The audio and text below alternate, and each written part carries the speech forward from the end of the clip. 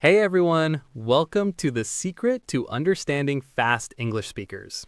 Many of you struggle with how quickly native speakers talk, right? Well, today we're going to unravel that mystery for you. Many English learners feel that native speakers talk incredibly fast, and it can be frustrating.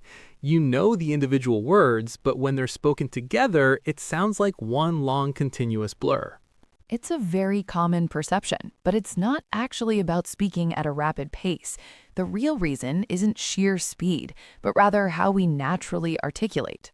Exactly. Native speakers don't necessarily speed up. Instead, we use various phonological features that cause words to blend and merge. This blending creates a continuous sound, not distinct separate words. This continuity is precisely what makes it so challenging for learners to segment the speech. So your brain expects clear individual words, but with these merged sounds, it becomes difficult to recognize them, even words you know. It's a perceived speed from connected sounds. Exactly, and that leads us perfectly into our next big concept, connected speech. This is really the heart of why English sounds so different when spoken naturally. Indeed, connected speech is simply how words link together in a continuous flow when we speak. It's not about individual words in isolation, but how they interact with their neighbors. Right. Think about it like this. When you read a sentence, each word stands alone. But when you hear a native speaker, those words often don't have clear breaks between them. They just blend. Precisely. And understanding this phenomenon is absolutely crucial for learners. If you expect every word to sound exactly as it does in a dictionary or when pronounced slowly and deliberately, you'll constantly be lost. It's like a linguistic dance, where words don't just stand next to each other, they actually hold hands, sometimes even change their shape a little just to make the flow smoother and quicker. A rather apt analogy, I'd say. This blending is what gives English its natural rhythm and pace. It's not that we're speaking quickly, it's that we're using these natural shortcuts and linkages. So, speaking of sounds blending together, one really fascinating aspect of connected speech is what we call elision. It's truly like a magic trick where sounds just disappear. Indeed, elision is essentially the omission of sounds, usually consonants or weak vowels, to make speech flow more easily and quickly. It's not that we're lazy, it's just a natural simplification in everyday conversation. Exactly. Think about the phrase fish and chips. If you say it slowly, you hear the D in ant, but usually we say fish and chips. That D sound is completely gone. It just vanishes into thin air. A classic example. Another common one is with words ending in T or D before another consonant. For instance, next day often becomes next day, with the T sound simply not being pronounced. Or walked to can sound like walk to. And it's not just consonants. Sometimes whole syllables with weak vowels can disappear, like chocolate. Many native speakers say chocolate, dropping that middle vowel sound. Or camera often becomes camera. It really makes you wonder where all those sounds go. Okay, so we've talked about sounds disappearing with elision, but what about sounds changing? Because that's another big one, isn't it? And it leads us to something called assimilation. Indeed, assimilation is fascinating because it's where a sound actually changes to become more like a sound that's next to it. It's all about making pronunciation easier and smoother. Think of it this way, your mouth is already preparing for the next sound.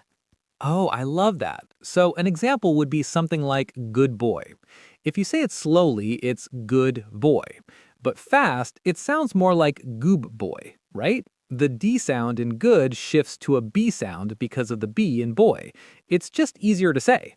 Precisely. Another common one is 10 minutes. If you listen carefully to a native speaker, often the N in 10 will sound more like an M sound, almost like 10 minutes.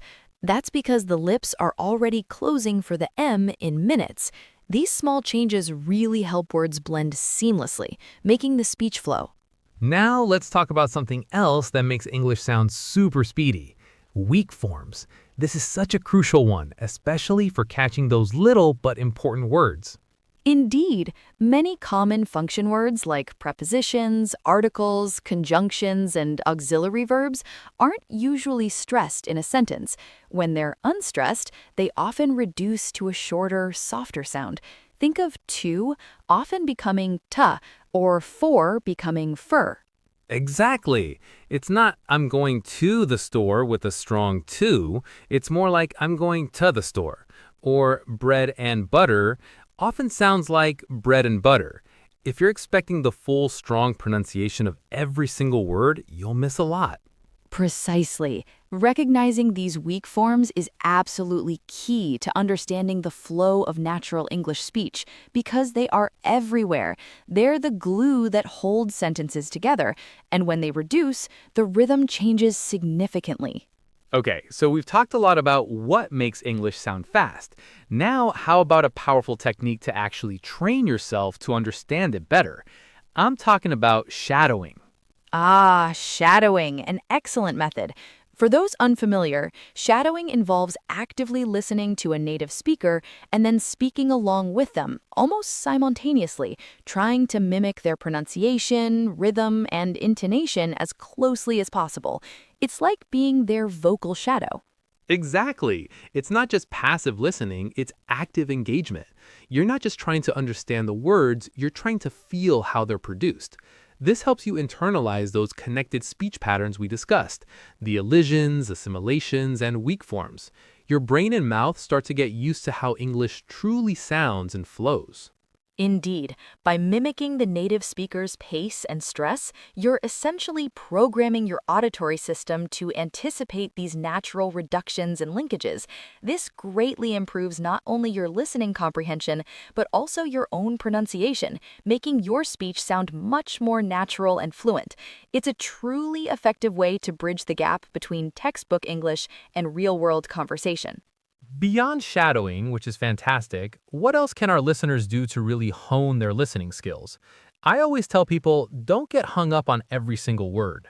Absolutely. That's a common trap. A great first step is to focus on the main idea. Don't try to catch every single word, especially when you're just starting out with a new audio. Listen for the overall message, the gist of what's being said. This reduces pressure and helps you build confidence. Yes, exactly. If you're constantly trying to translate every word, you'll fall behind.